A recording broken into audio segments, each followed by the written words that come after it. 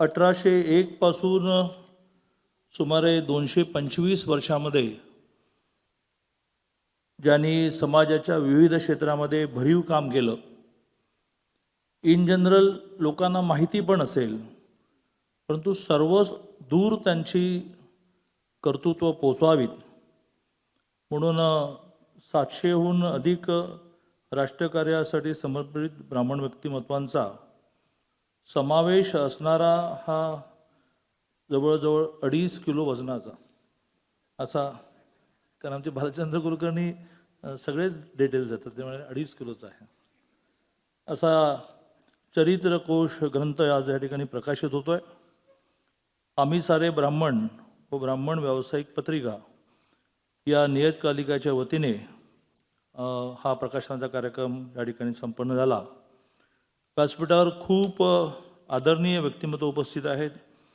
प्रामुख्याने विद्यावाचस्पती गुरुदेव डॉक्टर शंकरजी अभ्यंकर, ज्यांनी पुढाकार घेऊन अशा अनेकांना लिहायला लावलं, माहिती द्यायला लावली, असे भालचंद्र कुलकर्णी, श्री गोविंदजी हर्डीकर, राहुलजी सोलापूरकर, आदित्यदेव अत्रे, शैलेजी टिळक, भारतीय जनता पार्टीच्या महिला मोर्चाच्या राष्ट्रीय उपाध्यक्षा आणि माजी आमदार मेधाताई कुलकर्णी, अविनाशजी धर्माधिकारी, दीपकजी शिक्रापूरकर, श्रीकांतजी बडवे, रवींद्र प्रभुदेसाई, संजय ओरपेजी, असे सर्व मान्यवर या ठिकाणी उपस्थित आहेत. आणि अशा एखाद्या मोठ्या कार्यक्रमाला व्यासपीठापेक्षा समोर खूप मान्यवर उपस्थित असतात आणि असे सर्व ज्यांचा नावांचा उल्लेख करायचा म्हटले तरी सुद्धा एक भाषणाचा विषय होऊ शकतो, कारण नावांचा उल्लेख करताना कर्तृत्वाचा उल्लेख करायला लागेल.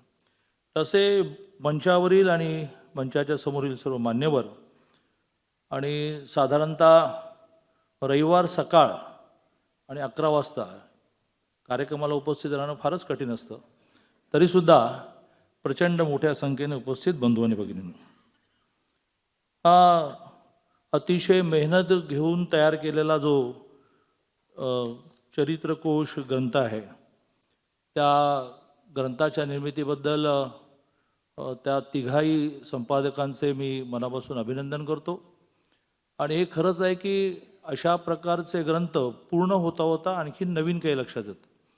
त्याप्रमाणे जे हयातीत नाही आहेत, म्हणजे हयात नाही आहेत, अशांच्या चरित्राच्या बरोबरीने जे हयात आहेत आणि त्यांच्यापेक्षाही खूप एक पाऊल पुढे जाऊन काम करत आहेत, अशांचंही प्रोजेक्शन, असेही व्यक्तिमत्व लोकांना कळणं आवश्यक आहे. आणि त्यामुळे असा जो पुढचा ग्रंथ तयार होईल त्यालासुद्धा मी खूप शुभेच्छा व्यक्त करतो. महाराष्ट्राचं उच्च व तंत्र शिक्षण असं खातं माझ्याकडे असल्यामुळे आणि त्याच खात्याच्या अंतर्गत महाराष्ट्रातली सगळी 12,500 ग्रंथालय पण येत असल्यामुळे अशा प्रकारची सगळी पुस्तकं ही सर्वसामान्य माणसांपर्यंत कशी पोहोचतील ह्याचाही आगामी काळात मी नक्की विचार करेन. प्रामुख्याने सायबर गुन्ह्याच्या विषयामध्ये कडक कायदे व्हावेत आणि गुन्हे कसे होतात ते कसे टाळता येतील असं जे पुस्तक आज या ठिकाणी प्रकाशित झाले दीपक शिक्रापूरकरांचं, त्यातला अंध विद्यार्थ्यांसाठी ब्रेल लिपीमधला जो ग्रंथ तयार होईल, पुस्तक तयार होईल, जेवढ्या म्हणून महाराष्ट्रामध्ये अंध विद्यार्थ्यांच्या शाळा आहेत त्याची स्वाभाविकपणे एक यादी असेल मंत्रालयामध्ये, तेवढ्या कॉपी ते पुस्तक तयार झाल्यानंतर मी व्यक्तिशः विकत घेतलं असं मी घोषित करतो. आणि अंध विद्यार्थ्यांच्या प्रत्येक शाळेमध्ये त्यांच्या हे पुस्तक जाईल असा आपण नक्की प्रयत्न करू. या ठिकाणी वेगळ्या प्रकारची मनोगतं झाली, मनोगतं अजूनही होतील. मला पुढच्या कार्यक्रमाला जायचं असल्यामुळे कार्यक्रमाचा एक विशिष्ट टप्पा झाला, म्हणजे हा ग्रंथ प्रकाशित झाला, शिक्रापूरकरांचं पुस्तक प्रकाशित झालं, ज्यांनी हे संकलन करण्यामध्ये मेहनत घेतली त्यांचा सत्कार झाला. या सगळ्या व्यवस्था म्हणून काम करणाऱ्या सगळ्या त्यांच्या सहकाऱ्यांचा सत्कार झाला. तो सगळा झाल्यानंतर आता मला भालचंद्र कुलकर्णी जायची परवानगी देतील, कारण त्यांना माहिती आहे की अजूनही खूप कार्यक्रम करत रात्री मला मुंबई गाठायचे. आपल्याला सगळ्यांना माहिती आहे की उद्या एक महत्त्वाची बैठक मुंबईमध्ये आहे. त्यामुळे अनेकांची ही भाषणं झाली, ती ऐकत असताना माझ्याही मनामध्ये काही विषय निर्माण झाले. आज महाराष्ट्रातली राजकीय आणि सामाजिक स्थिती ही संत महंतांनी अतिशय मेहनतीने जी जातींची विणली, म्हणजे सगळ्यांना एकत्र आणणं, त्या सगळ्यांचं मिळून एक समाज आहे असं प्रस्थापित करणं, तर ती विण एका अर्थाने विस्कटत चाललेली आहे. आणि ती विस्कटत चालत असताना आपल्यासारख्या अनेकांना मनाला खूप त्रास होतो आहे की केवळ आपल्या राजकीय स्वार्थापायी प्रत्येकजण मनातून गेलेली जात, जे मुळात जातीची व्याख्या करताना श्रद्धेय अटल बिहारी वाजपेयी असं म्हणाले की जी जाता जात नाही तिला किती काढण्याचा प्रयत्न करा, ती जात असं त्यांनी म्हटलं असलं तरी सुद्धा प्रबोधनाने असेल किंवा वेगवेगळ्या प्रकारच्या विकासामधून असेल, ती हळूहळू जात चालली मनामधून. ती जात चाललेली जात पुन्हा एकदा मनामध्ये प्रस्थापित करण्याचा आपापल्या राजकीय स्वार्थाने प्रयत्न चाललेला आहे. आणि तो प्रयत्न हाणून पाडायचा असेल तर आपल्याला सारा समाज एक हे जे कळलं, सर्व समाजाचा विकास करणं हा ईश्वराची पूजा करण्यासारखं आहे असं ज्यांना कळलं, त्यांनी मनामध्ये कुठलेही ग्रह निर्माण न करता मोठ्या प्रमाणावर इतरांना सुद्धा जात विसरायला लावणं, जातीच्या वर येण्याचा प्रयत्न करण्यामध्ये मदत करणं, असं खरं म्हणजे आपण सगळ्यांनी मिळून केलं पाहिजे. आणि त्या प्रयत्नामध्ये जर आपण कमी पडलो तर खूप कटुता निर्माण होईल. मी बऱ्याच वेळा विचार करत असतो, मी ग्रामीण भागातून आलेलो आहे, त्यामुळे ग्रामीण भाषेतून काही उदाहरणं मांडत असतो विषय पटण्यासाठी. तर मला ग्रामीण भागामध्ये राहत असताना असा एक प्रश्न पडतो की परमेश्वराने तर काही जात निर्माण नाही केली आणि त्यांनी धर्म पण नाही निर्माण केले. कारण असं काही आपल्याला म्हणता येणार नाही ना की परमेश्वराने जन्माला घालताना एका विशिष्ट जातीला 3 हात दिले, एका विशिष्ट जातीला 1च दिला, एका विशिष्ट जातीला दिलाच नाही, असं नाही केलं. सगळे एका साच्यातून पाठवले, त्यांना कपडे पण नाही दिले.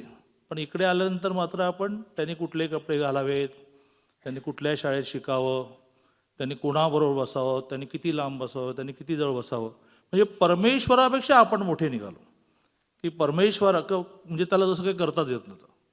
त्यामुळे त्याने जे केलं नाही, माणसामधलं वेगळे पण त्याने निर्माण नाही केलं, ते आपण सगळ्यांनी म्हणून निर्माण केलं. आणि त्याच्यातून निर्माण होणारे जे वाद आहेत ते खूप प्रयत्नांनी संपत चाललेले पुन्हा एकदा वर येत चाललेत.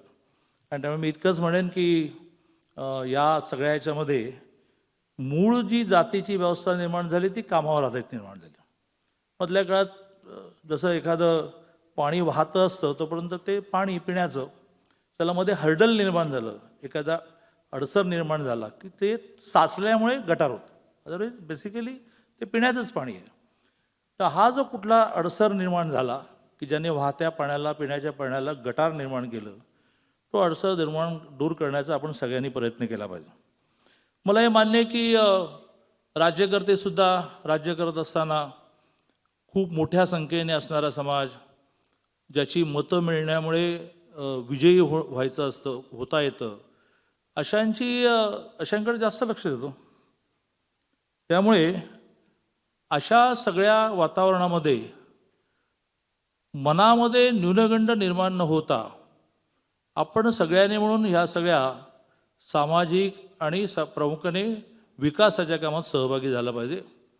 फिरताना अनेक वेळेला असं जाणवतं की अशा प्रकारच्या आपली दखल न घेतली जाणं, याच्यातून मनामध्ये एक असा भाव निर्माण होतो की मग करा तुमचा विकास तुम्ही करा, आणि मग आम्ही खरं म्हणजे आम्हाला काही स्कोपच नाही त्यामुळे विदेशात आमच्या मुलांना पाठवू.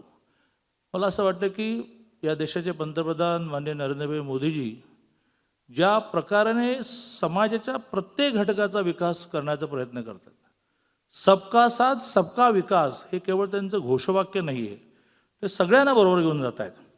त्यात अशा प्रकारचा तात्कालिक काही घटनांमुळे आपल्या मनामध्ये भाव निर्माण होणं हा एकूण विकासाला अडसर ठरेल. आणि त्यामुळे विचारलं जात नाही, अन्याय होतो, असं असतानासुद्धा एक मोठ्या मनाची भूमिका ही आगामी काळात बजावावी लागेल. आणि त्यामुळे आपल्या सगळ्यांना सरकार म्हणून ज्यावेळेला असा विषय आला की बाकी सगळ्यांची महामंडळं आहेत, ब्राह्मण समाजात सुद्धा खूप मोठ्या प्रमाणावर आता गरिबी वाढत चाललेली आहे, प्रामुख्याने असं गरीब ब्राह्मण आहे त्यासाठी काही करणार की नाही.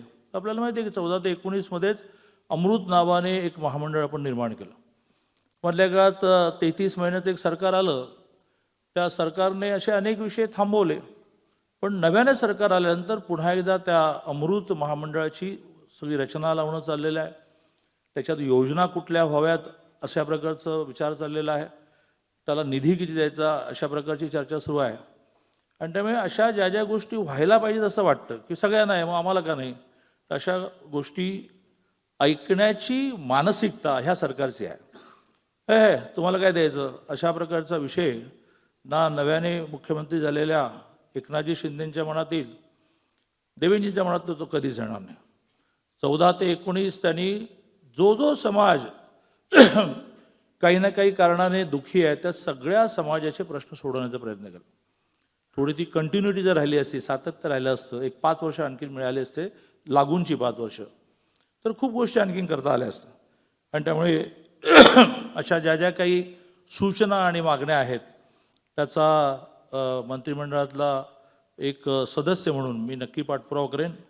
मी पुन्हा एकदा हे पुस्तक निर्माण करणाऱ्या सगळ्यांना त्यांचं अभिनंदन करण्याच्या बरोबरीने पुढचं पुस्तक करण्यासाठी शुभेच्छा देतो.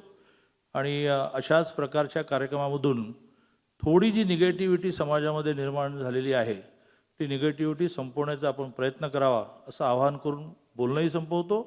आणि माझ्या दृष्टीने कार्यक्रमाचे प्रमुख भालचंद्र कुलकर्णी, त्यामुळे भालचंद्र कुलकर्णींकडे जाण्याची परवानगी मागतो.